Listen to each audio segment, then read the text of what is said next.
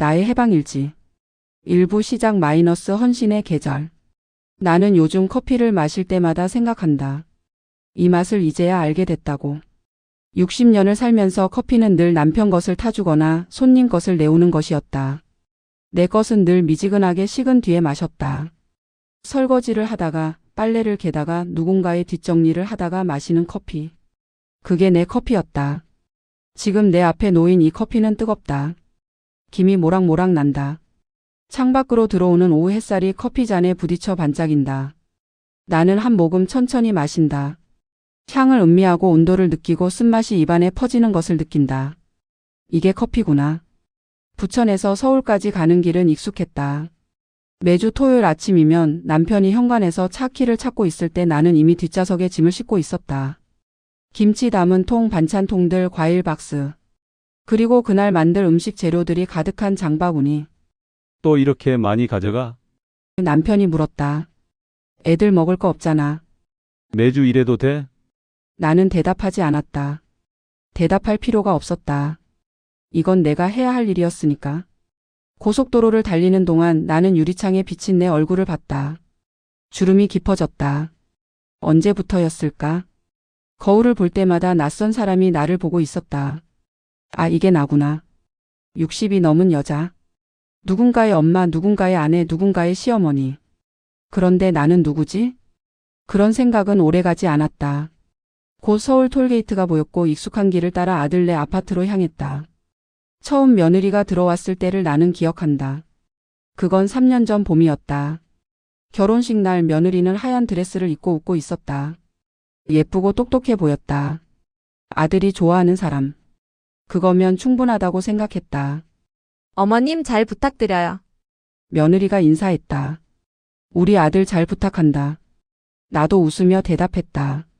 신혼집 구경을 갔을 때 깨끗하게 정돈된 거실을 보며 나는 마음속으로 다짐했다. 잘해줘야지. 우리 아들이 선택한 사람이니까. 그리고 내가 잘하면 며느리도 우리 아들에게 잘해줄 거니까. 그게 내 믿음이었다. 첫 주말 아들 네 집에 가는 길에 나는 시장에 들렀다. 고등어가 싱싱해 보여서 4마리를 샀다.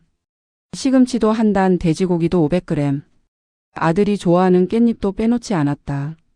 장바구니가 무거워서 팔이 당겼지만 괜찮았다. 이 무게가 사랑의 무게라고 생각했다. 아들 네 집 부엌은 깨끗했다. 너무 깨끗했다. 사용한 흔적이 거의 없었다. 냄비는 새 것처럼 반짝였고 도마에는 칼자국이 별로 없었다. 애들이 요리를 안 하나 보네? 남편이 중얼거렸다. 맞벌이잖아. 바쁘지. 나는 앞치마를 두르고 요리를 시작했다. 고등어를 손질하고 시금치를 데치고 돼지고기를 양념하고 밥을 지었다. 부엌에서 3시간을 보냈다. 허리가 뻐근했지만 상을 차리는 순간의 뿌듯함을 생각하면 견딜만 했다. 저녁 6시 며느리가 퇴근했다. 어머, 이게 다 뭐예요? 현관문을 열고 들어오며 며느리가 눈을 크게 떴다. 진짜 놀란 표정이었다. 그 눈빛을 나는 아직도 기억한다. 반짝이는 눈동자. 기쁨과 놀라움이 섞인 표정. 어머님이 다 하셨어요. 언제 이걸 다? 별거 아니야. 금방 했어. 상을 차렸다. 고등어구이, 시금치 무침, 제육볶음, 된장찌개, 깻잎장아찌 그리고 김치. 작은 밥상이 그득했다. 엄마 진짜 맛있다. 아들이 숟가락을 놓지 않고 말했다. 고등어 살을 한 점 집어 먹으며 감탄했다. 이 맛이야, 이 맛. 시어머니가 이렇게까지 해주시다니 저 정말 복 받았어요. 며느리가 웃으며 말했다. 진심으로 보였다. 나는 그 말을 믿었다. 잘 먹어라. 많이 해왔으니까 냉장고에 넣어뒀어. 다음 주까지 먹으면 돼. 정말 감사합니다, 어머님. 그날 저녁 부천으로 돌아오는 차 안에서 남편이 물었다. 힘들지 않아? 괜찮아. 애들 좋아하잖아. 그래도 매주 이러면. 됐어. 나 괜찮다니까. 남편은 더 이상 말하지 않았다. 그는 원래 말이 없는 사람이었다. 결혼한 지 40년이 넘었지만 남편과 나는 그렇게 많은 대화를 나누지 않았다. 필요한 말만. 꼭 해야 하는 말만. 창밖으로 서울의 불빛이 멀어졌다. 고속도로의 가로등이 규칙적으로 지나갔다. 나는 눈을 감았다. 며느리의 웃는 얼굴이 떠올랐다. 아들의 만족스러운 표정도. 잘했다. 잘하고 있다. 그렇게 스스로를 다독였다. 두 번째 주말도 세 번째 주말도 똑같았다. 토요일 아침이면 나는 일찍 일어났다. 5시 반. 아직 해가 뜨기 전. 조용한 집안에서 혼자 세수를 하고 옷을 갈아입고 가방을 챙겼다. 남편은 6시에 일어났다. 또 가? 응, 쉬엄쉬엄 해. 알았어. 우리는 간단하게 아침을 먹었다.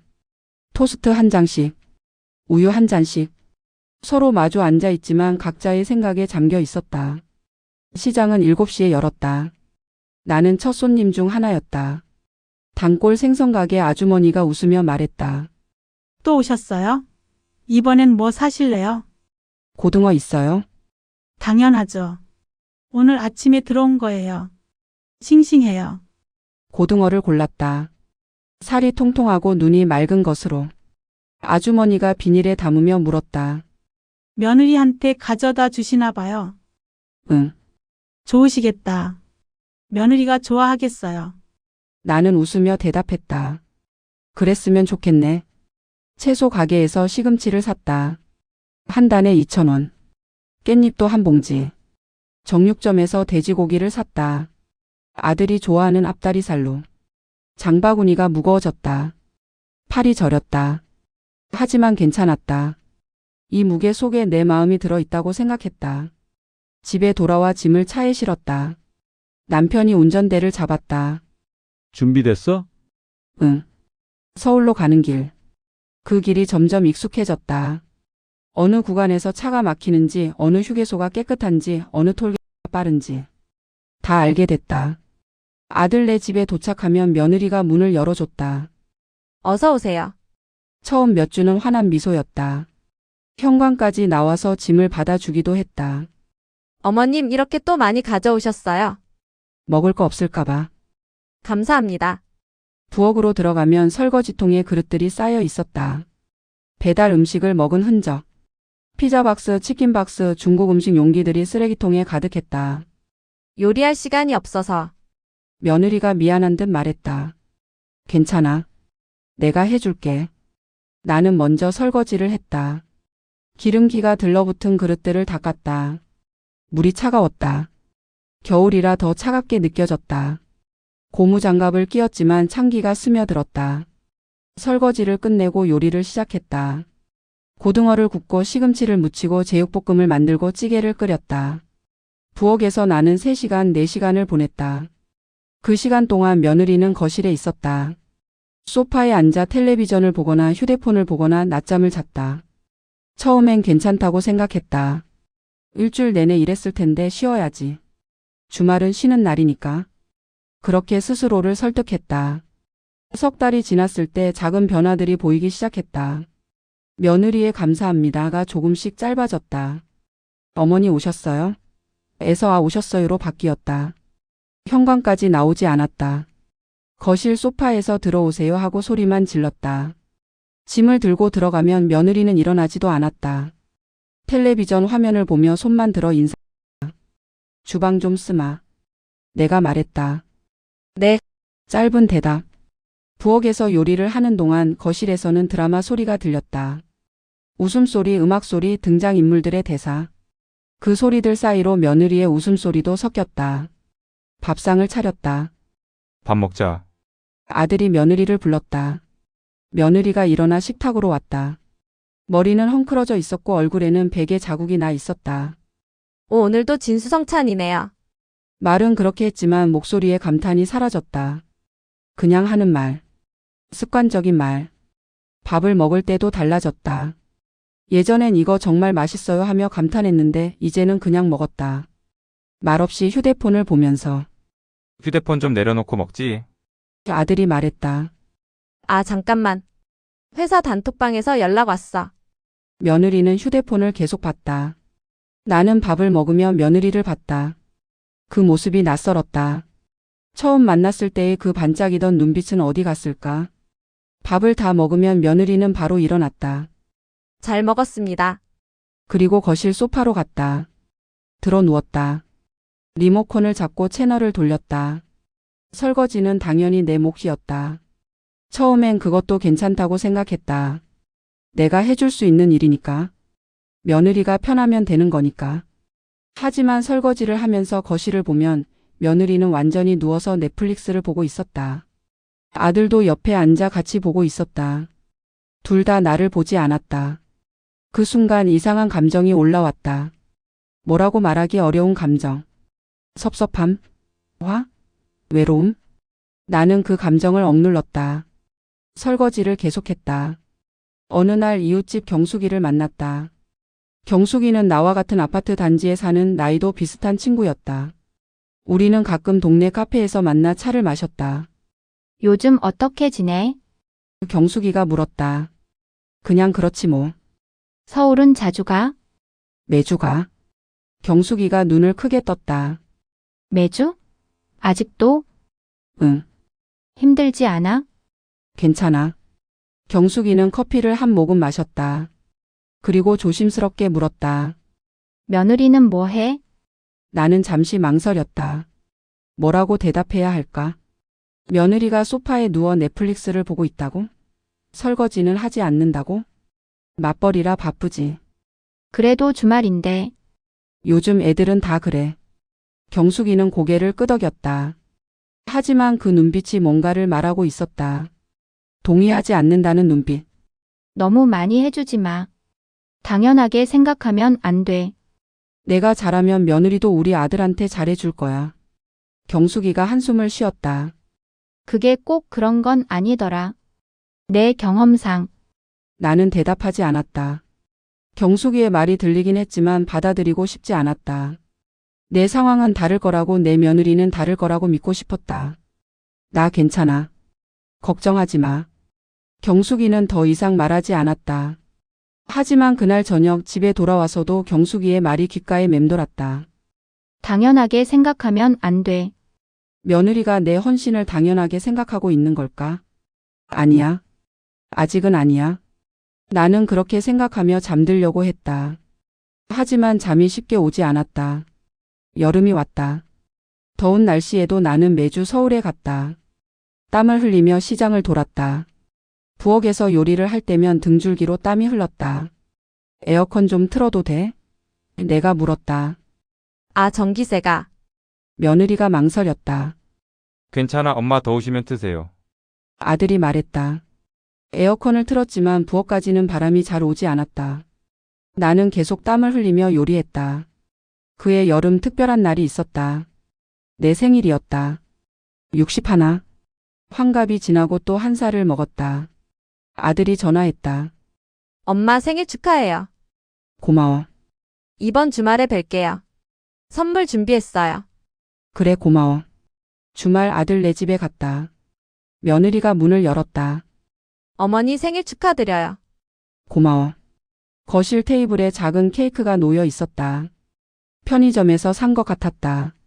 작고 간단한 케이크. 불 끄세요. 며느리가 말했다. 촛불을 켰다. 하나만. 숫자 촛불이 아니라 그냥 작은 양초 하나. 생일 축하합니다. 아들과 며느리가 노래를 불렀다. 짧았다. 원래 가사보다 훨씬 짧게 불렀다. 소원 빌으세요. 아들이 말했다. 나는 눈을 감았다. 소원. 무엇을 빌어야 할까? 건강? 행복? 가족의 화목? 촛불을 껐다. 생일 선물이에요. 며느리가 작은 상자를 건넸다. 포장은 예뻤다.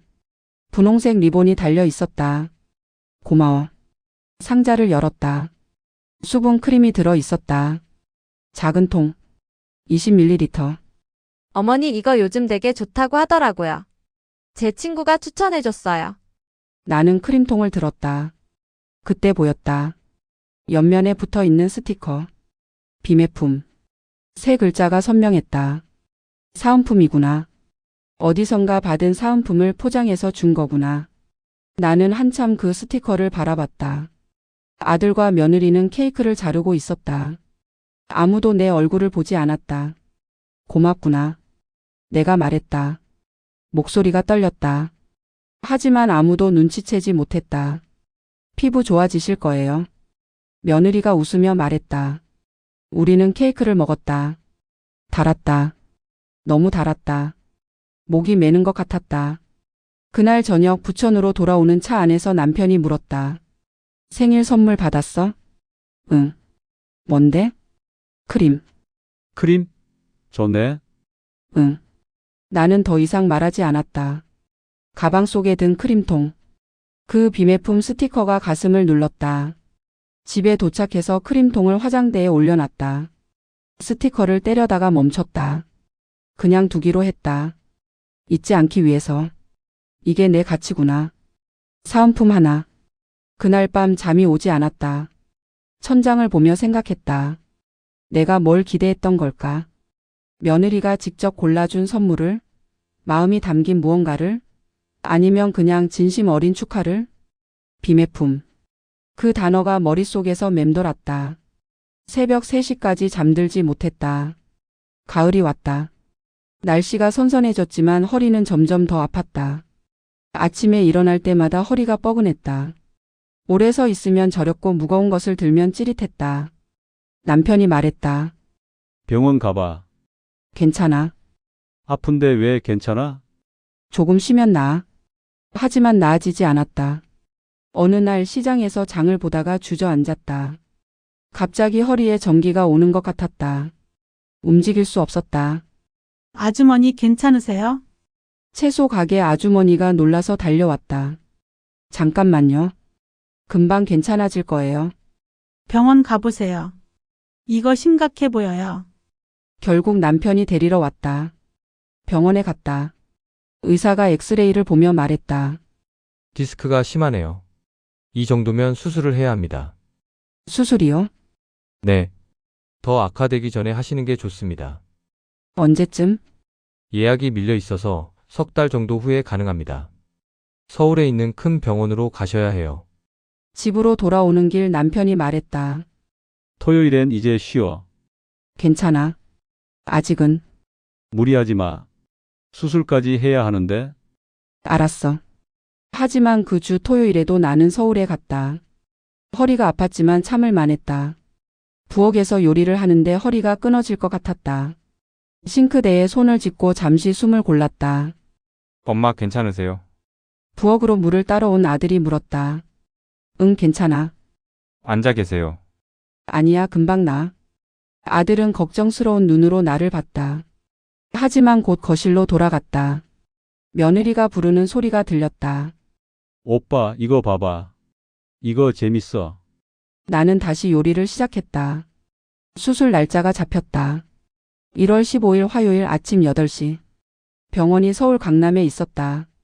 부천에서 아침 8시에 맞추려면 새벽 5시에 출발해야 했다. 교통 상황을 생각하면 4시 반에는 일어나야 했다. 전날 서울에서 자는 게 낫겠다. 남편이 말했다. 그래야 할 것 같아. 아들한테 연락해봐. 나는 아들에게 전화했다. 엄마 수술 날짜 잡혔어. 1월 15일인데 병원이 강남이라 전날 저녁에 너희 집에서 자고 가야 할 것 같아. 네, 그러세요. 저희 집에서 주무세요. 괜찮겠어? 네, 당연하죠. 제가 월요일 오후에 반차 낼게요. 고마워. 전화를 끊고 나는 가방을 쌌다. 수술 동의서, 신분증, 보험 서류, 잠옷, 세면도구, 수술 후 입을 편한 옷들. 필요한 것들을 챙기면서 이상한 불안감이 올라왔다. 왜 그랬을까?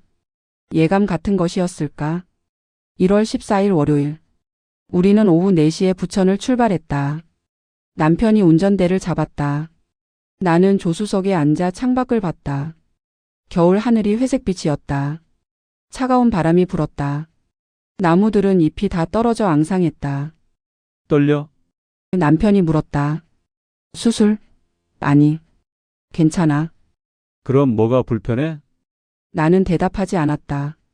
뭐라고 말해야 할지 몰랐다. 그냥 불안했다. 아들 내 집에 가는 게, 전날 밤을 거기서 보내는 게, 왜 그랬을까? 아들 내 집에 도착한 건 오후 5시였다. 초인종을 눌렀다. 며느리가 문을 열었다. 어서 오세요. 목소리가 평소보다 낮았다. 아니, 차갑다고 해야 할까? 들어와도 돼? 네. 들어오세요. 현관을 들어섰다. 집안이 조용했다. 난방이 약한 건지 아니면 기분 탓인지 차가운 느낌이 들었다. 불편하게 해서 미안하다. 내가 말했다. 아니에요. 괜찮아요. 며느리는 그렇게 말했지만 표정은 그렇지 않았다. 미간이 살짝 찌푸려져 있었고 입술은 일자로 굳어 있었다. 짐은 방에 두세요. 며느리가 말했다. 응, 알았어. 작은 방으로 들어갔다. 아들네가 서재로 쓰는 방이었다. 책상과 책장이 있었고 구석에 간이 침대가 놓여 있었다. 여기서 주무세요. 며느리가 이불을 건네주며 말했다. 고마워. 저녁은 곧 시킬게요. 응. 며느리는 나갔다. 문이 닫혔다. 나는 침대에 앉았다. 작은 방. 차가운 공기. 왠지 모를 외로움. 수술 전날인데. 내일이면 허리를 열고 뼈를 만지고 신경을 건드리는 큰 수술을 하는데. 이렇게 차가운 환대를 받는구나. 오후 6시. 거실에서 며느리가 소리쳤다. 저녁 왔어요. 나는 방에서 나왔다. 남편도 나왔다. 거실 테이블에 종이봉투가 놓여 있었다. 햄버거 체인점 로고가 선명했다. 며느리가 봉투에서 햄버거를 꺼냈다. 하나, 둘, 셋, 넷. 4개의 햄버거가 플라스틱 용기에 담겨 있었다. 배달이 늦어서 좀 식었을 거예요. 며느리가 말했다. 나는 테이블을 봤다. 접시도 없었다. 그냥 플라스틱 용기 그대로. 요즘 다 이렇게 먹어요. 며느리가 덧붙였다. 아들이 회사에서 들어왔다. 햄버거 시켰어? 응, 간단하게. 엄마 간단하게 드시고 쉬세요. 아들이 내게 말했다. 간단하게. 그 단어가 귓가에 울렸다. 나는 햄버거를 들었다. 차갑고 축축했다. 빵이 눅눅해져 있었다. 한 입 베어 물었다. 패티가 식어서 기름이 굳어 있었다. 차갑고 딱딱했다. 씻기가 힘들었다. 채소는 시들어 있었다. 소스는 빵에 스며들어 질척했다. 천천히 씹었다. 삼켰다. 목이 메는 것 같았다. 남편도 햄버거를 먹고 있었다. 표정이 없었다. 며느리와 아들은 자기들끼리 얘기하고 있었다. 오늘 회사에서 진짜 웃긴 일이 있었어. 뭔데? 김대리가. 나는 그들의 이야기를 들었다. 아니, 들리는 소리를 들었다. 하지만 머릿속으로는 다른 생각들이 스쳤다. 1년이 넘게.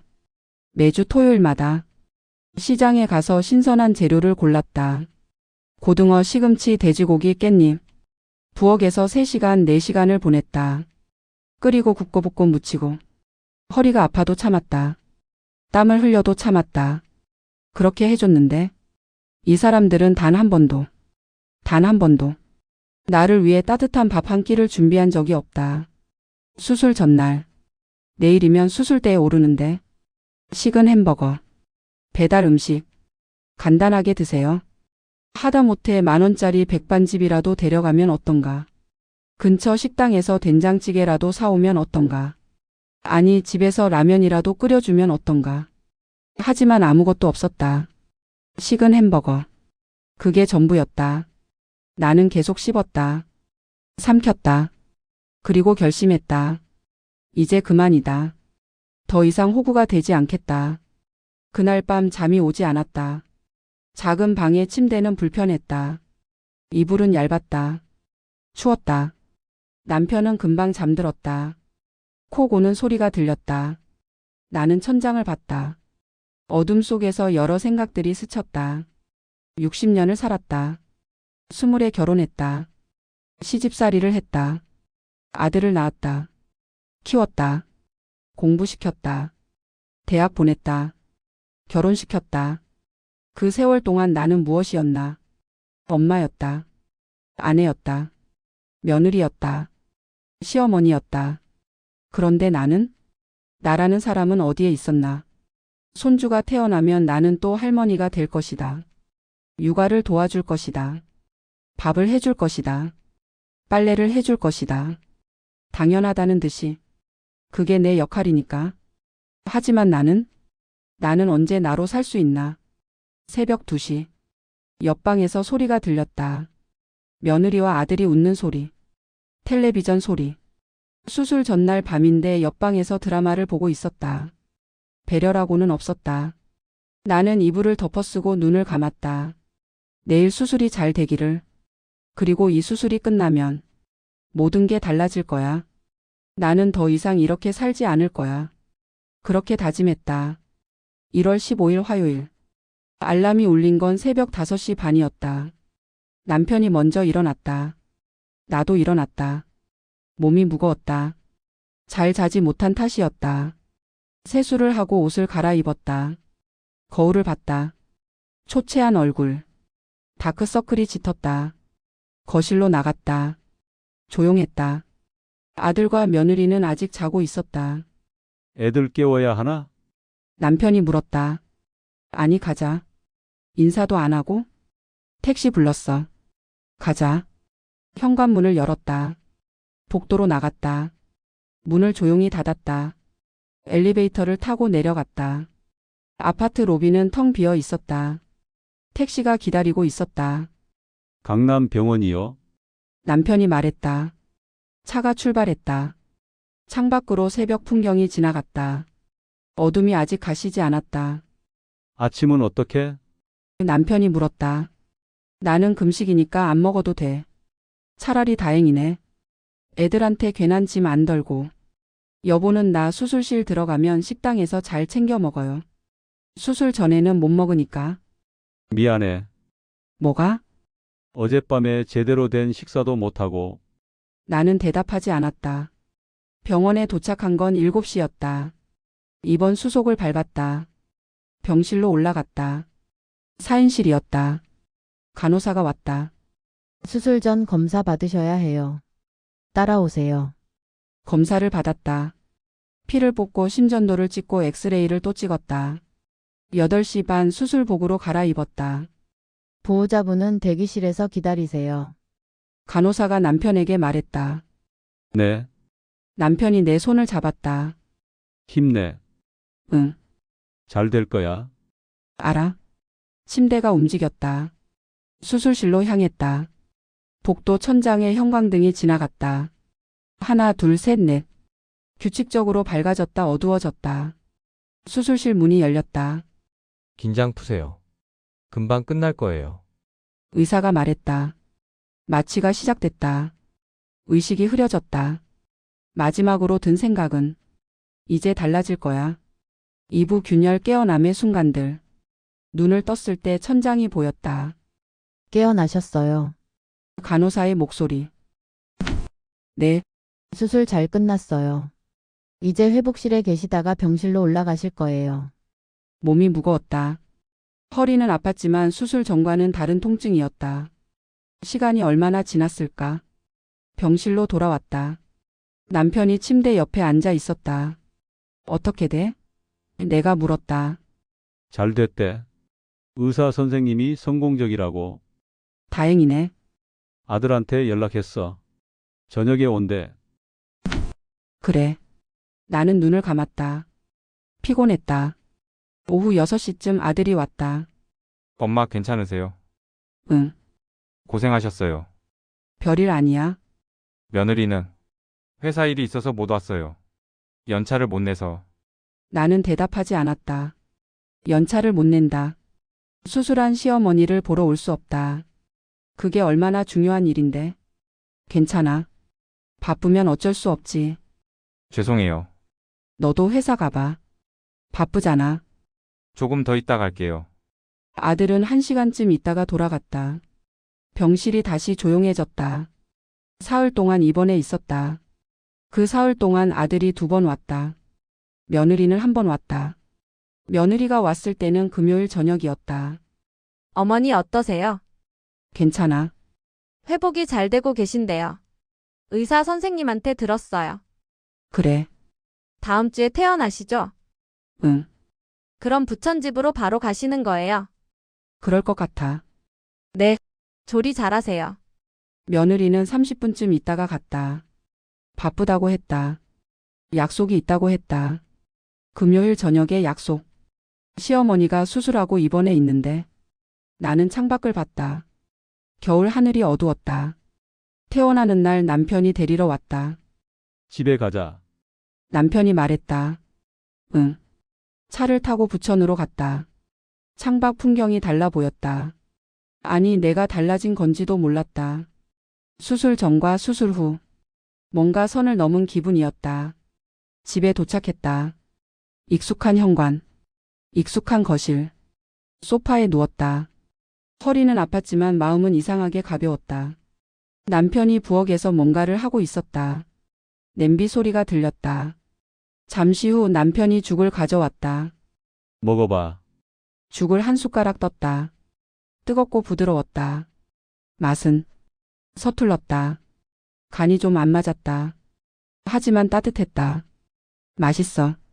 내가 말했다. 거짓말. 아니야. 진짜 맛있어. 남편이 쑥스럽게 웃었다. 다음엔 더 잘할게. 그 순간 눈물이 났다. 왜 그랬을까? 남편의 서툰 죽이 며느리의 식은 햄버거보다 100배는 따뜻했다. 왜 울어? 남편이 놀랐다. 아니야. 그냥, 아파? 아니. 고마워서. 남편은 내 머리를 쓰다듬었다. 회복하는 동안 나는 많은 생각을 했다. 소파에 누워 또는 침대에 누워 천장을 보며 생각했다. 내 인생. 60년. 누구를 위해 살았나? 시어머니를 위해. 남편을 위해. 아들을 위해.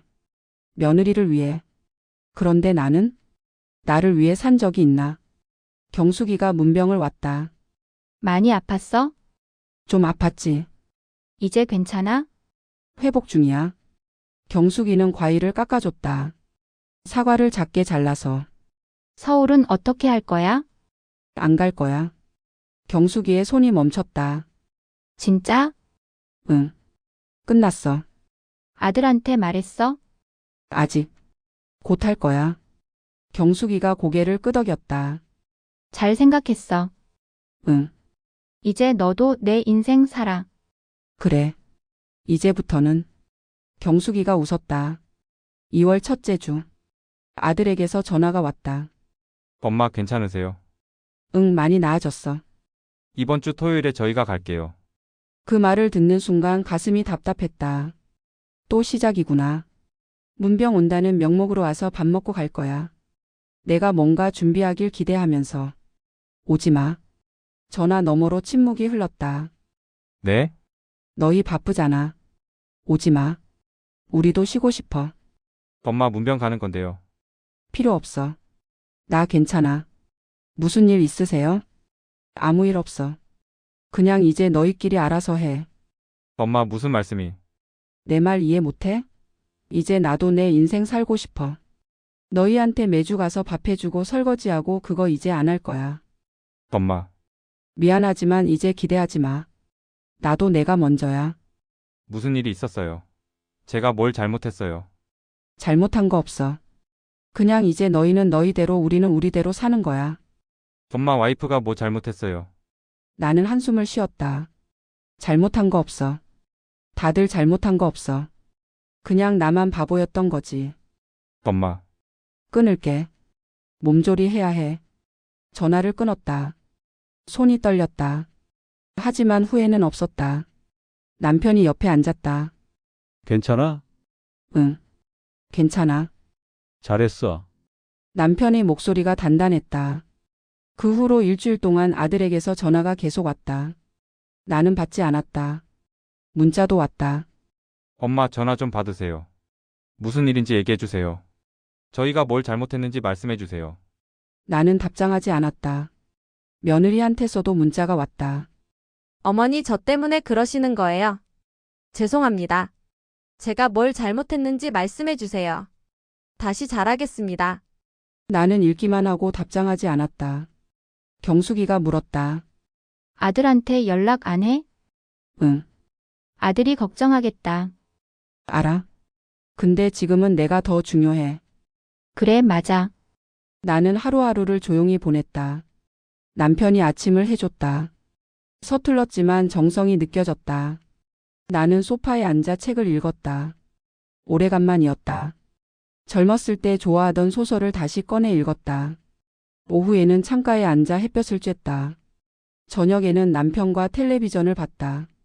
평범한 일상. 하지만 이 평범함이 얼마나 소중한지 처음 알았다. 2월 둘째 주 토요일. 초인종이 울렸다. 남편이 인터폰을 확인했다. 아들이야. 문 열어줘. 현관문이 열렸다. 아들이 들어왔다. 혼자였다. 엄마, 왔니? 말씀드릴 게 있어서 왔어요. 앉아라. 아들은 소파에 앉았다. 손을 꼭 쥐고 있었다. 불안한 표정이었다. 나는 차를 끓였다. 아들이 좋아하는 보리차를 따라줬다. 엄마, 제가 잘못했어요. 뭐가? 엄마가 그렇게 해주시는데 당연하게 생각했어요. 제가 엄마 힘든 거 알면서도 그냥 편하게만 생각했어요. 나는 차를 한 모금 마셨다. 이제 알았으면 됐다. 엄마는 화 안 나세요? 화? 많이 났었지. 수술 전날 밤에는 정말 화났어. 식은 햄버거 먹으면서 얼마나 서러웠는지 아니? 아들이 고개를 떨어뜨렸다. 죄송해요. 진짜 죄송해요. 미안해하지 마. 이미 지난 일이야. 엄마, 그래도 너도 배운 게 있을 거야. 사람을 당연하게 생각하면 안 된다는 거. 누군가의 헌신 위에 무책임하게 앉아 있으면 안 된다는 거. 아들이 고개를 숙였다. 어깨가 떨렸다. 울고 있는 것 같았다. 며느리는? 집에 있어요. 오고 싶어 했는데 제가 혼자 오겠다고 했어요. 왜? 엄마한테 직접 사과드리고 싶어서요. 제 잘못이니까요. 며느리 잘못도 있어. 알아요. 침묵이 흘렀다. 엄마, 그래도 이따금 찾아뵐게요. 그래. 가끔 와. 근데 기대는 하지 마. 우리도 바빠. 아들이 씁쓸하게 웃었다. 네, 알겠습니다. 아들이 일어났다. 저 갈게요. 엄마, 몸조리 잘하세요. 그래. 아들이 돌아간 후 남편이 물었다. 괜찮아?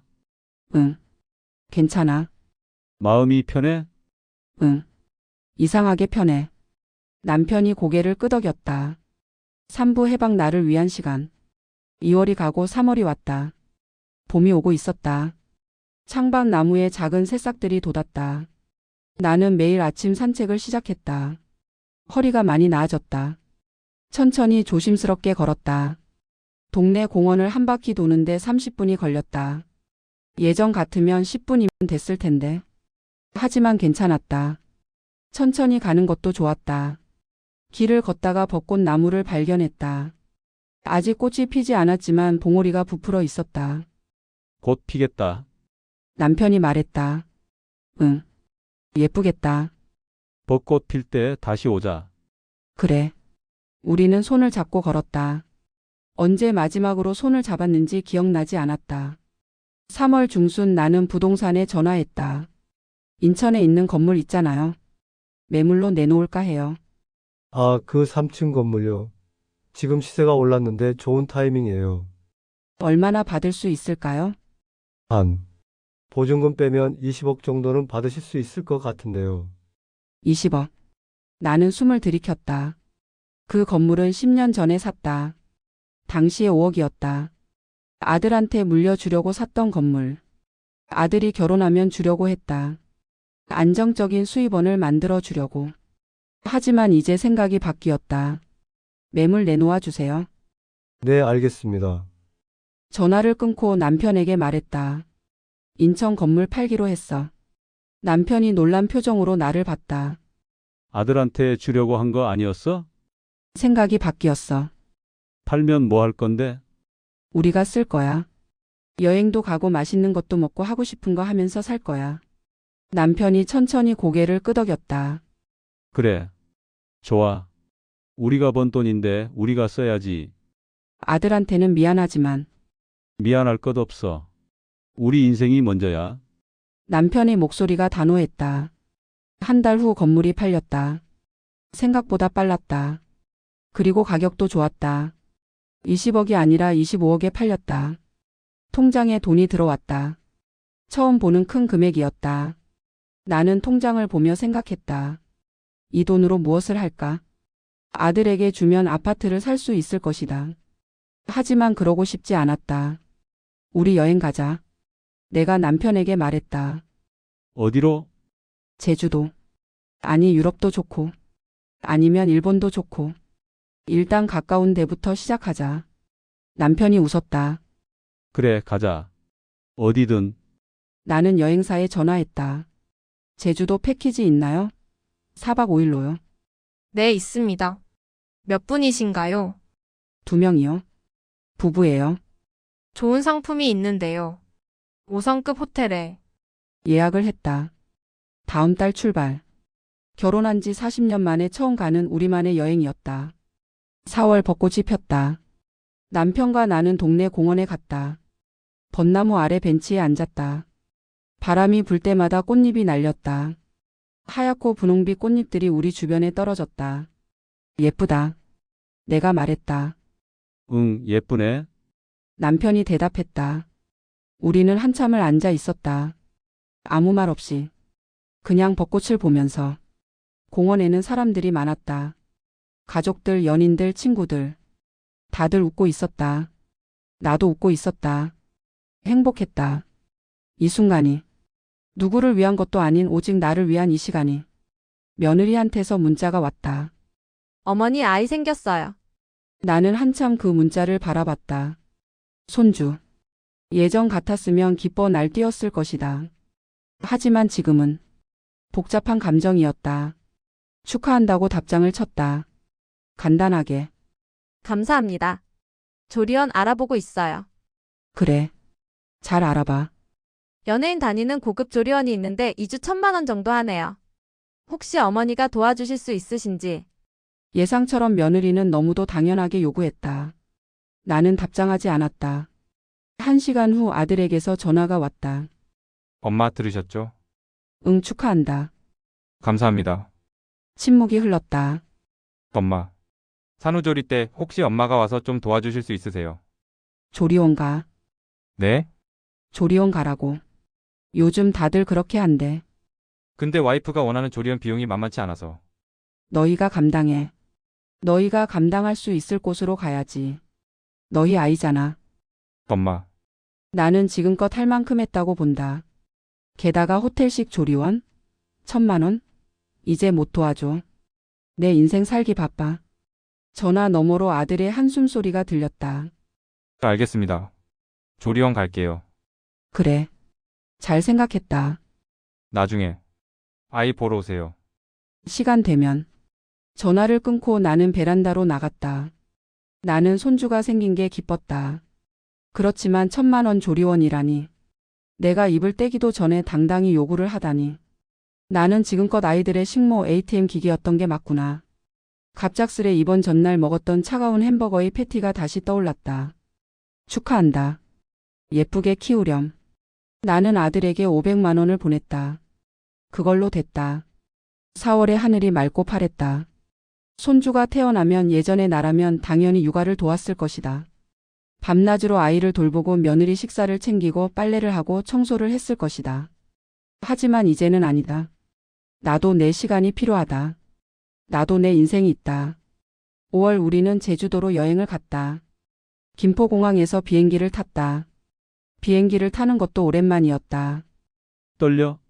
남편이 물었다. 응, 조금. 나도. 비행기가 이륙했다. 구름 위로 올라갔다. 창밖으로 푸른 하늘과 하얀 구름이 보였다. 와. 나도 모르게 감탄사가 나왔다. 제주도에 도착했다. 공항을 나서자 따뜻한 바람이 불었다. 렌터카를 빌려 호텔로 향했다. 남편이 운전했다. 여기 공기 좋다. 내가 말했다. 응, 좋네. 호텔은 해변가에 있었다. 5성급 리조트. 방문을 열자 바다가 보였다. 와. 또 감탄사가 나왔다. 발코니로 나갔다. 에메랄드빛 바다가 눈앞에 펼쳐졌다. 파도 소리가 들렸다. 좋다. 내가 말했다. 남편이 뒤에서 내 어깨를 감쌌다.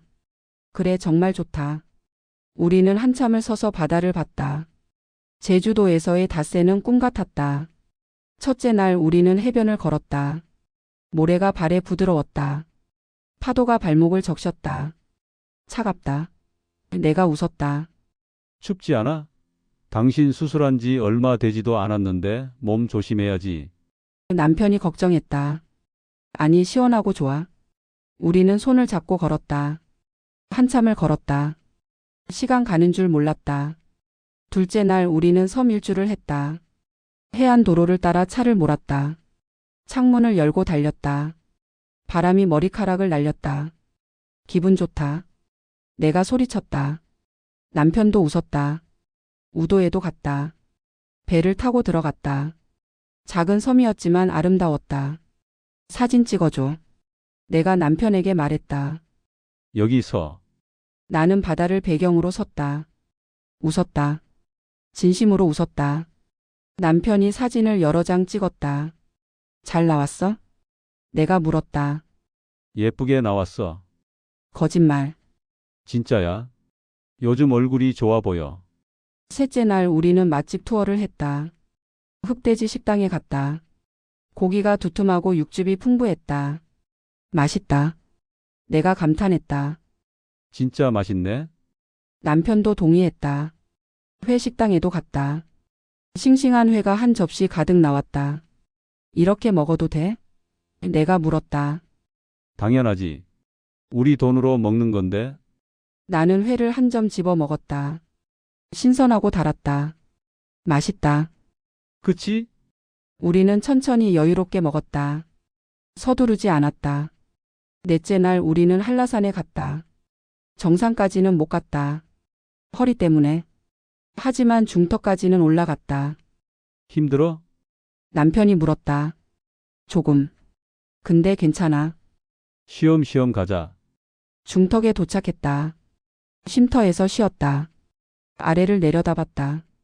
제주 시내가 보였다. 바다도 보였다. 멀리 구름도 보였다. 예쁘다. 내가 말했다. 여기까지 올라와서 잘했다. 응, 잘했어. 다섯째 날 마지막 날. 아침 일찍 일어나 다시 해변으로 갔다. 일출을 보려고. 해가 수평선 너머에서 떠올랐다. 주황빛이 바다를 물들였다. 와. 나는 숨을 멈췄다. 남편도 말이 없었다. 우리는 그냥 서서 일출을 봤다. 해가 완전히 떠올랐다. 새로운 하루가 시작됐다. 새로운 시작이네. 내가 중얼거렸다. 응, 새로운 시작이야. 남편이 대답했다.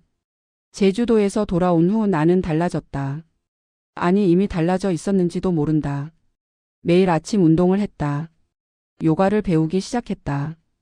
동네 문화센터에서 요가 수업이 있었다. 등록했다. 처음이세요? 선생님이 물었다. 네, 천천히 따라오세요. 무리하지 마시고요. 요가는 생각보다 어려웠다. 몸이 굳어 있었다. 유연하지 않았다. 하지만 계속했다. 일주일에 3번 1시간씩. 한 달쯤 지나니 몸이 조금씩 풀렸다. 많이 좋아지셨어요. 선생님이 말했다. 그래요? 네. 처음보다 훨씬 유연해지셨어요. 기분이 좋았다. 60이 넘은 나이에도 변할 수 있다는 게. 6월 손주가 태어났다. 아들이 사진을 보냈다. 작고 빨간 아기였다. 축하한다. 내가 답장했다. 고맙습니다. 나중에 보러 오세요. 그래. 시간 나면.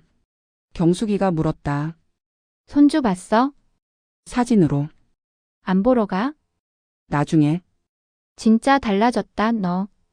응. 달라졌어. 후회 안 해? 아니. 전혀. 경숙이가 커피를 한 모금 마셨다. 너 요즘 얼굴이 10살은 젊어 보여. 그래? 응. 뭔가 생기가 도는 것 같아. 기분이 좋아서 그런가 봐. 행복해 보여. 응. 행복해. 그 말을 하면서 나는 정말로 행복하다고 느꼈다. 7월 우리는 강릉으로 여행을 갔다. 바다가 보고 싶었다. 동해 바다의 파도 소리를 듣고 싶었다. 기차를 타고 갔다. KTX. 빨랐다. 좋네. 남편이 말했다. 응, 편하고. 강릉에 도착했다. 호텔로 갔다. 바다가 보이는 방을 예약했었다. 창문을 열자 바다가 눈앞에 펼쳐졌다. 동해 바다. 푸르고 넓었다. 와. 또 감탄사가 나왔다. 제주도 바다랑 다르네. 남편이 말했다. 응, 더 시원한 느낌이야. 우리는 해변으로 나갔다. 모래가 발에 묻었다. 파도가 발등을 적셨다. 차갑다. 내가 웃었다. 제주도보다 차갑네? 남편이 말했다. 우리는 해변을 걸었다. 한참을 걸었다. 저녁에는 횟집에 갔다. 물 해 주세요. 남편이 주문했다. 저는 회덮밥이요. 내가 추가했다. 음식이 나왔다. 싱싱했다. 맛있다. 내가 감탄했다. 역시 동해는 회지. 남편이 웃었다. 우리는 천천히 먹었다. 바다를 보면서. 이렇게 사는 거구나. 남편이 중얼거렸다. 응? 인생을 이렇게 사는 거구나. 그렇지. 젊었을 때 이렇게 했어야 했는데 지금이라도 하는 거지 뭐. 남편이 고개를 끄덕였다. 8월 한여름. 더웠지만 우리는 집에만 있지 않았다. 백화점에 갔다. 쇼핑을 했다. 옷을 샀다. 이거 어때? 남편이 셔츠를 들고 물었다. 좋은데? 사볼까? 사. 남편이 옷을 샀다. 나도 원피스를 하나 샀다. 예쁘다. 남편이 말했다. 그래? 응. 입어봐. 탈의실에서 입어봤다. 거울을 봤다. 원피스를 입은 나. 60 넘은 여자. 하지만 나쁘지 않았다. 어때? 밖으로 나와 남편에게 물었다. 예뻐. 사. 원피스를 샀다. 집에 돌아와 옷을 입어봤다. 거울 앞에 섰다. 오랜만에 본 나. 화장을 하고 예쁜 옷을 입은 나. 나쁘지 않았다. 아니 좋았다. 9월 아들이 아기를 데리고 집에 왔다.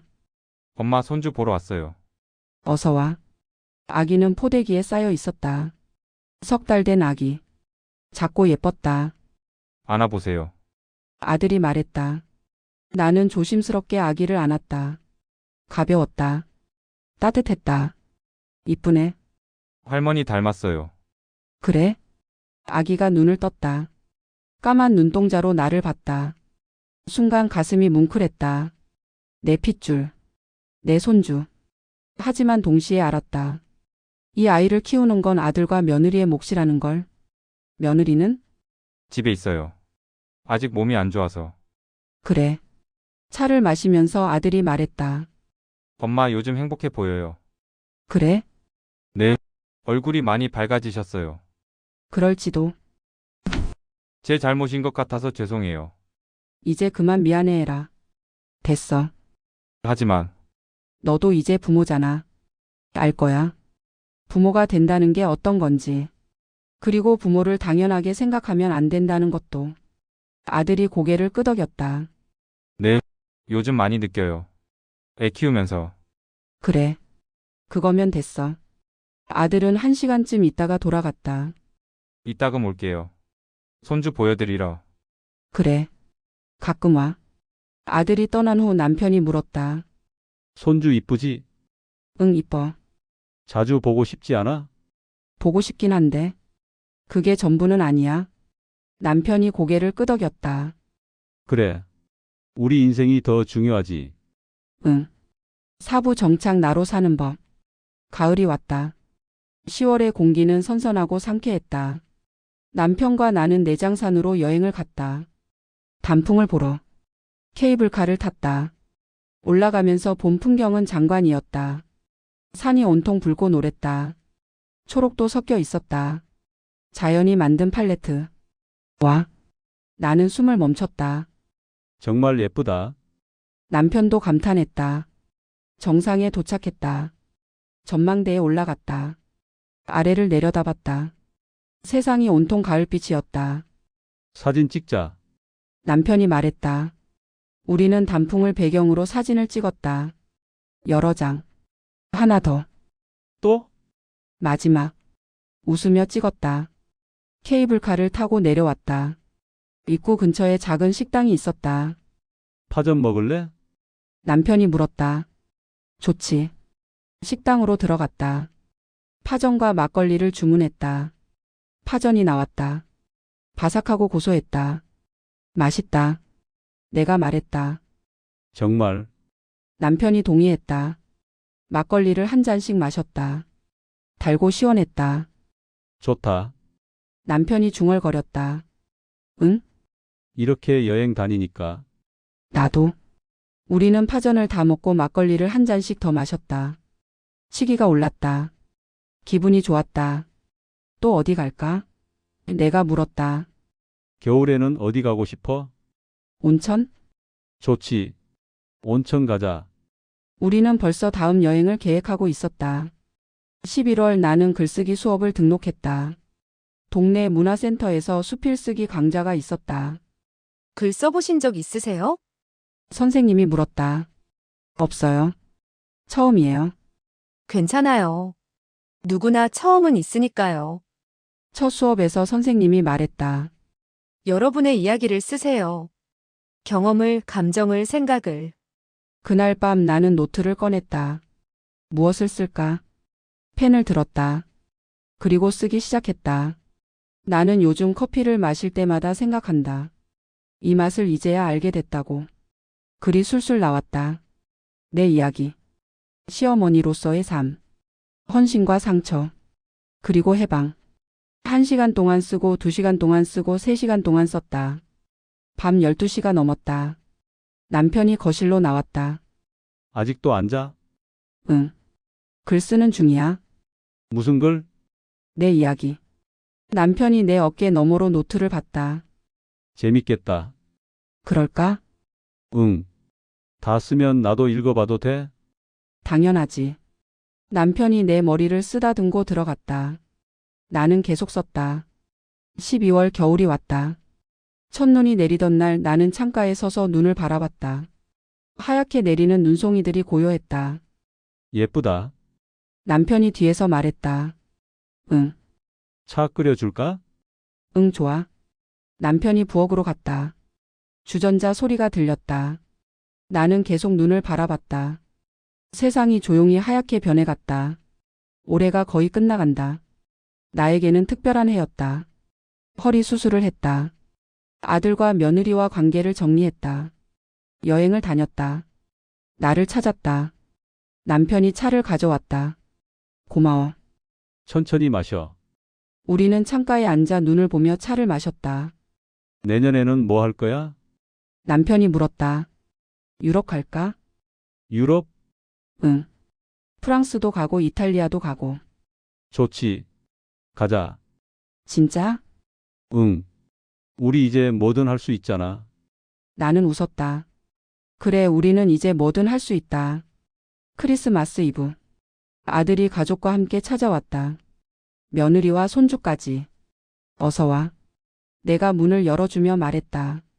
메리 크리스마스 어머니. 며느리가 인사했다. 그래, 메리 크리스마스. 며느리의 표정이 조심스러웠다.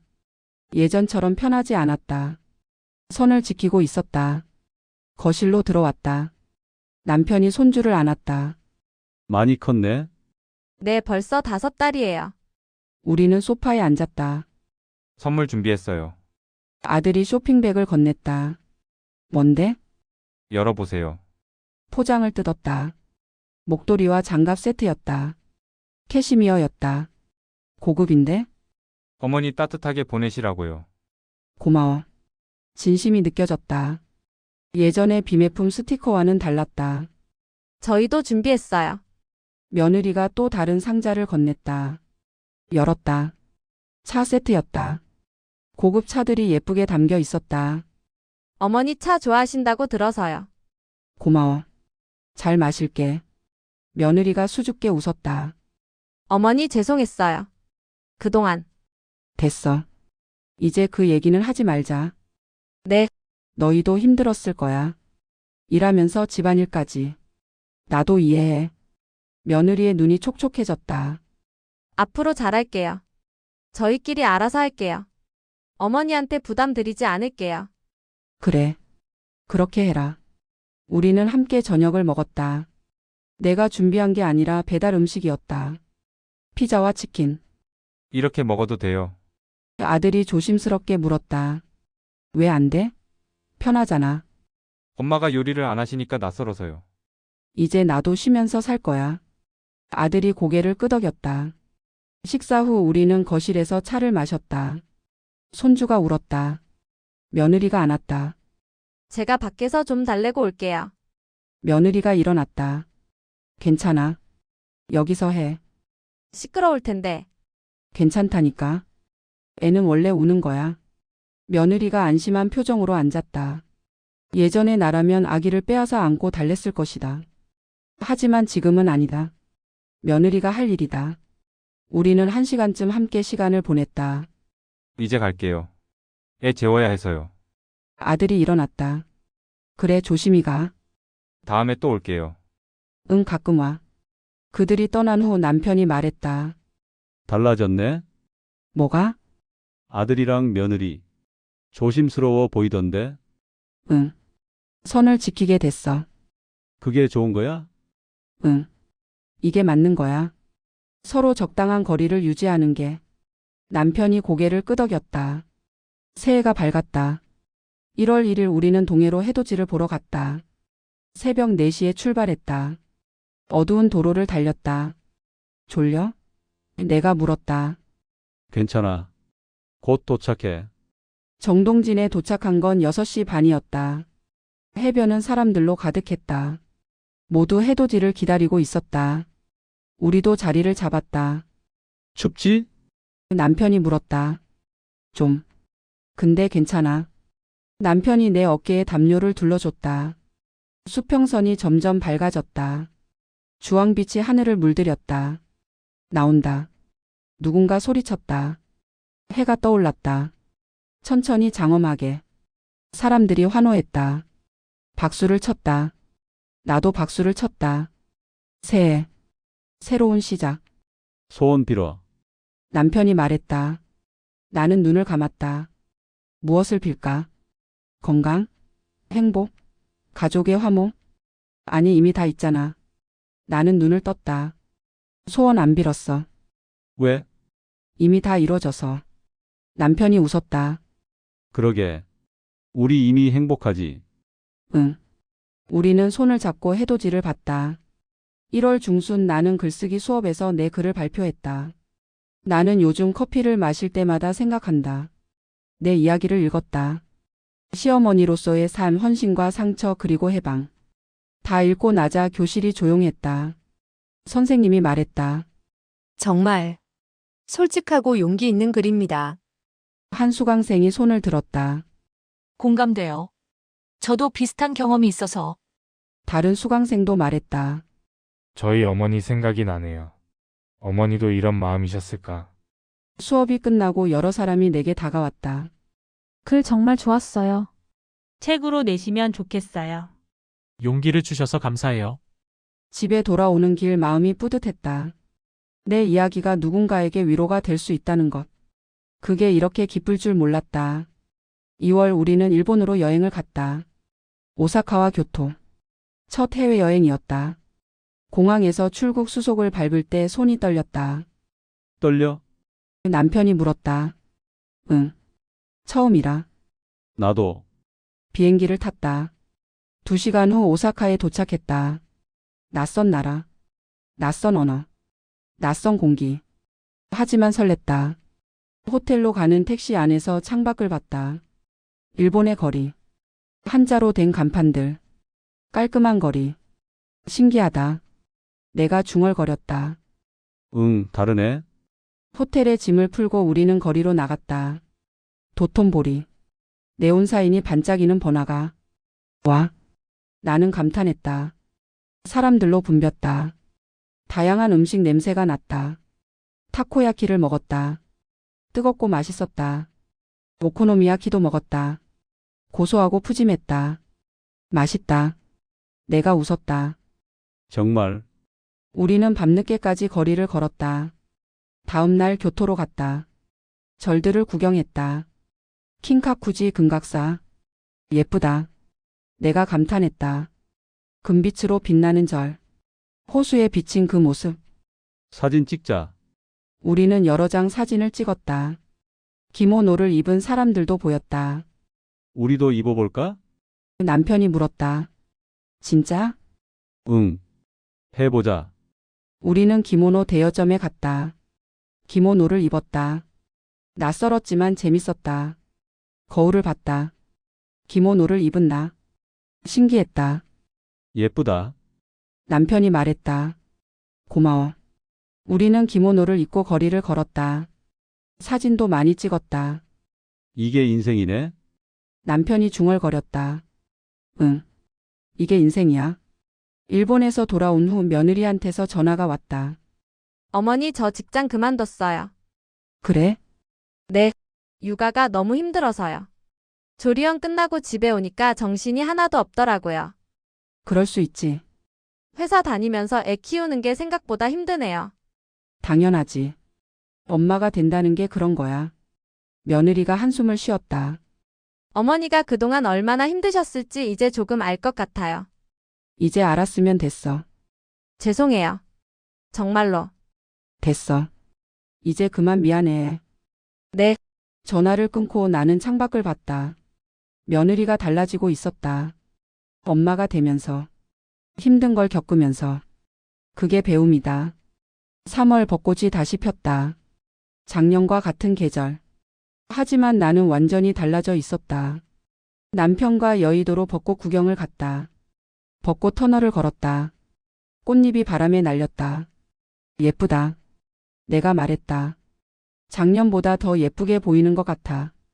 그래? 응. 마음이 편해서 그런가 봐. 나는 웃었다. 그래, 마음이 편하다. 더 이상 누군가의 기대에 부응하려 애쓰지 않아도 된다. 더 이상 헌신을 강요당하지 않는다. 나는 그냥 나로 살면 된다. 우리는 한강변에 앉아 김밥을 먹었다. 편의점에서 산 김밥. 간단했지만 맛있었다. 행복해? 남편이 물었다. 응. 너무 행복해. 나도. 우리는 손을 잡고 벚꽃을 봤다. 오부 완성 나로 살아가기. 4월 나는 책을 쓰기로 결심했다. 내 이야기를 책으로 엮기로. 출판사에 원고를 보냈다. 한 달 후 연락이 왔다. 출간하고 싶습니다. 많은 분들이 공감하실 것 같아요. 정말요? 네.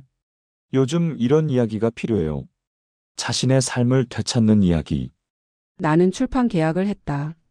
책 제목은 나의 해방일지로 정했다. 편집자와 함께 원고를 다듬었다. 3달 동안 하루에 서너 시간씩 집중해서 썼다. 내 인생, 내 경험, 내 깨달음, 그 모든 것을 글로 옮겼다. 7월 책이 출간됐다. 서점에 내 책이 놓였다. 나의 해방일지. 표지에 내 이름이 박혀 있었다. 남편과 함께 서점에 갔다. 여기 있다.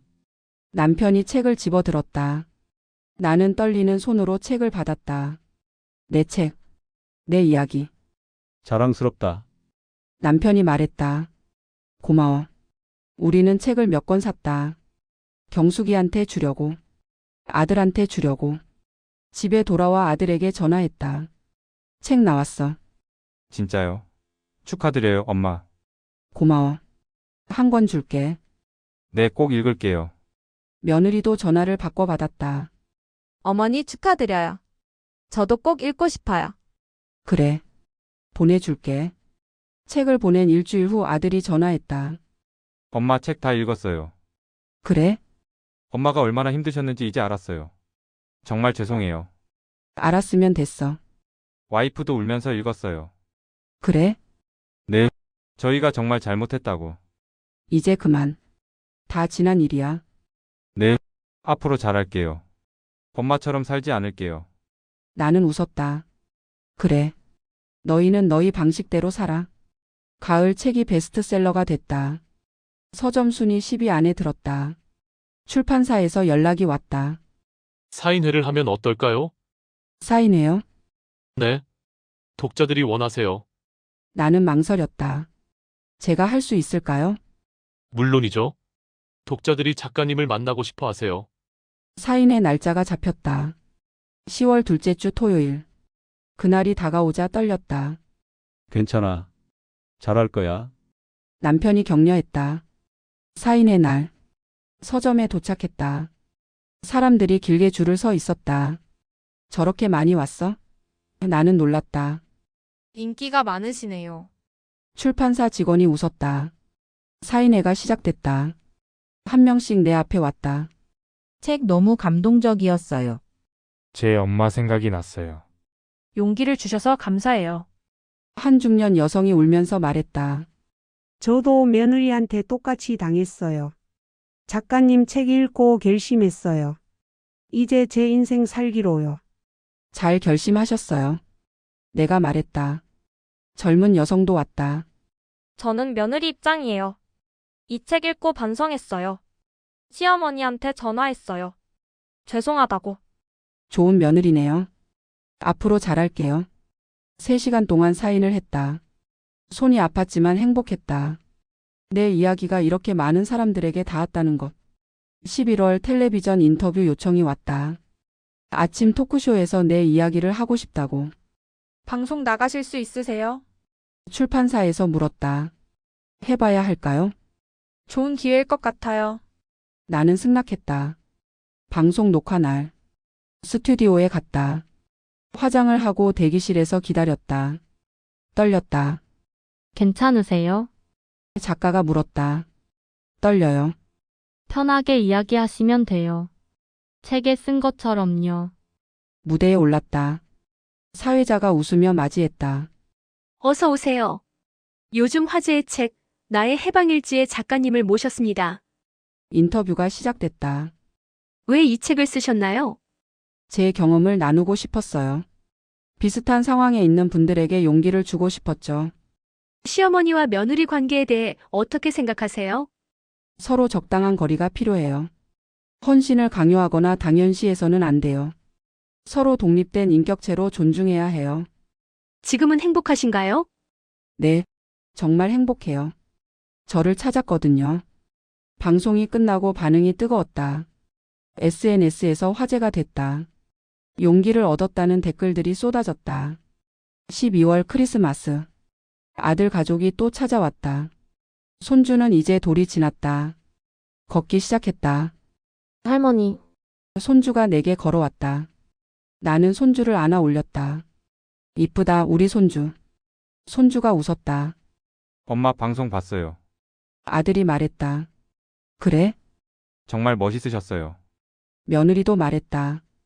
어머니, 저도 책 3번 읽었어요. 읽을 때마다 반성하게 돼요. 그래. 너도 고생 많았을 거야. 애 키우면서. 네, 정말 힘들더라고요. 어머니가 우리 둘 다 챙기시면서 얼마나 힘드셨을지. 이제 알았으면 됐어. 우리는 함께 식사를 했다. 이번에는 며느리가 음식을 준비했다. 제가 만들어 왔어요. 맛없을 수도 있는데. 김치찌개와 불고기. 서툴렀지만 정성이 느껴졌다. 맛있다. 내가 말했다. 정말요? 응. 정말 맛있어. 며느리가 환하게 웃었다. 식사 후 며느리가 설거지를 했다. 아들이 손주를 봤다. 나와 남편은 소파에 앉아 그들을 봤다. 좋네. 남편이 중얼거렸다. 응. 이게 맞는 거야. 각자의 역할을 하는 것. 서로를 당연시하지 않는 것. 적당한 거리를 유지하는 것. 새해가 또 밝았다. 2번째 새해. 우리는 이번에는 해외로 갔다. 프랑스 파리. 에펠탑 앞에 섰다. 와. 나는 하늘을 올려다봤다. 높고 웅장한 철탑. 사진 찍자. 남편이 말했다. 우리는 에펠탑을 배경으로 사진을 찍었다. 루브르 박물관도 갔다. 모나리자를 봤다. 작네. 남편이 말했다. 응. 생각보다 작아. 하지만 아름다웠다. 몽마르트 언덕에도 올랐다.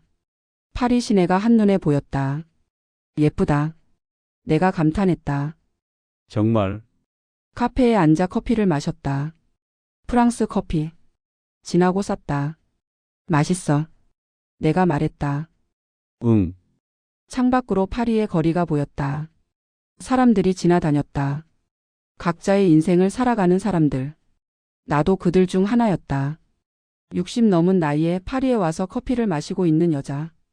내 인생을 사는 여자. 파리에서 돌아온 후 출판사에서 또 연락이 왔다. 2번째 책은 어떠세요? 2번째 책요? 네, 독자들이 원해요. 그 이후의 이야기를요. 나는 생각했다. 무엇을 쓸까? 해방 이후의 삶? 나로 사는 법? 써볼게요. 내가 대답했다. 다시 글을 쓰기 시작했다. 두 번째 책. 나로 살아가기라는 제목으로. 47장. 봄이 다시 왔다. 세 번째 봄. 나는 요가를 계속했다. 글쓰기 수업도 계속했다. 여행도 계속했다. 그리고 무엇보다 나로 살았다. 어느 날 경숙이가 물었다. 너 정말 달라졌다. 응? 완전히 다른 사람 같아. 그래? 응. 밝아지고 자신감도 생기고 뭔가 빛이 나. 그럴까? 응. 정말. 나는 웃었다. 그래, 나는 달라졌다. 누군가의 엄마, 누군가의 아내, 누군가의 시어머니이기 전에 나로 살기 시작했다. 그게 나를 빛나게 만들었다. 5월 어느 날 손주의 돌잔치에 갔다. 큰 식당을 빌려서 잔치를 했다. 손주가 돌잡이를 했다. 마이크를 잡았다. 가수가 되려나 봐요. 며느리가 웃었다. 사람들이 웃었다. 나도 웃었다. 잔치가 끝나고 아들이 말했다. 엄마 오늘 와주셔서 감사해요. 당연하지. 손주 돌잔치인데. 하지만 준비는 도와주시지 않으셔도 돼요. 저희가 다 했어요. 그래. 잘했어. 엄마가 가르쳐 주신 대로 하고 있어요. 우리 인생은 우리가 책임지는 거요. 나는 아들의 어깨를 두드렸다. 잘 크고 있구나. 엄마 덕분이에요. 아니야. 내 덕분이야. 여름 나는 강연 요청을 받기 시작했다. 도서관, 문화센터, 기업체. 여러 곳에서 강연을 해달라고 했다. 나의 해방일지 이야기를. 나로 사는 법에 대해. 처음엔 떨렸지만 점점 익숙해졌다. 사람들 앞에서 내 이야기를 하는 것. 여러분, 저는 60이 넘어서 제 인생을 찾았습니다. 늦었다고 생각하지 마세요. 지금이 바로 시작입니다. 누구를 위해 사는 것도 중요하지만 나를 위해 사는 것이 더 중요합니다. 사람들이 박수를 쳤다. 눈물을 흘리는 사람들도 있었다. 강연이 끝나고 한 여성이 다가왔다. 제게 큰 용기를 주셨어요. 저도 이제 제 인생 살아보렵니다. 잘 결심하셨어요. 감사합니다. 그 순간 나는 알았다. 내 경험이 헛되지 않았다는 것을. 내 고통이 누군가에게 빛이 될 수 있다는 것을. 가을 두 번째 책이 출간됐다. 나로 살아가기. 역시 반응이 좋았다. 첫 번째 책을 읽은 독자들이 기다렸던 책이었다. 사인회를 또 했다. 이번에는 더 많은 사람들이 왔다. 첫 번째 책 읽고 인생이 바뀌었어요. 두 번째 책도 기대하고 있었어요. 작가님은 제 롤모델이에요. 한 젊은 여성이 눈물을 흘리며 말했다. 저 결혼 안 하기로 했어요. 엄마처럼 살고 싶지 않아서요. 근데 작가님 책 읽고 생각이 바뀌었어요. 결혼해도 나로 살 수 있다는 걸 알았어요. 그래요. 어떤 관계 속에서도 나로 살 수 있어요. 중요한 건 균형이에요. 감사합니다. 용기를 주셔서요. 사인회가 끝나고 남편이 말했다. 너 정말 대단해. 뭐가? 이렇게 많은 사람들에게 영향을 주잖아. 별거 아니야. 그냥 내 이야기를 한 것뿐인걸. 그게 대단한 거야. 나는 웃었다. 겨울이 왔다. 세 번째 겨울. 창밖으로 눈이 내렸다. 나는 서재에 앉아 이 글을 쓰고 있다. 내 이야기. 시어머니에서 나로 돌아온 이야기.